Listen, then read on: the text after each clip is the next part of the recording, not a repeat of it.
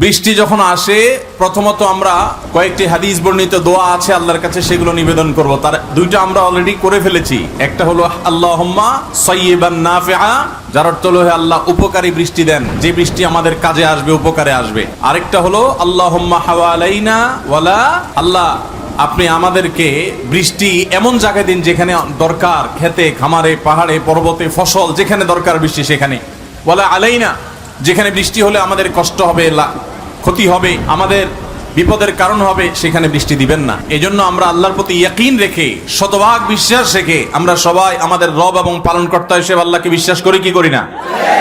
তাহলে আল্লাহর কাছে আমাদের মনের প্রাণ খুলে আমরা দোয়া করছি, আল্লাহুম্মা হাওয়ালাইনা ওয়ালা আলাইনা, আল্লাহুম্মা সাইয়্যিবান নাফিআ। ভাইরা আমার, অনেক বেশি হয়, মসজিদ আছে উন্মুক্ত, পুরো মসজিদ ইনশাআল্লাহ থাকবে, আমি এখানেই থাকবো, আপনারা সবাই মসজিদে চলে যাবেন, কি বলেন?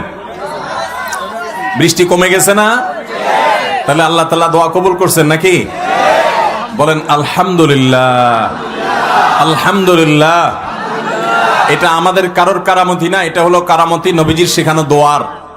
নবী করিম সাল্লাল্লাহু আলাইহি সাল্লামের দোয়া ইয়াকিন এবং বিশ্বাসের সাথে আমল করলে গুলি ফেরত হতে পারে, নবীর শেখানো দোয়া, কোরআনে শেখানো দোয়া ফেরত যেতে পারে।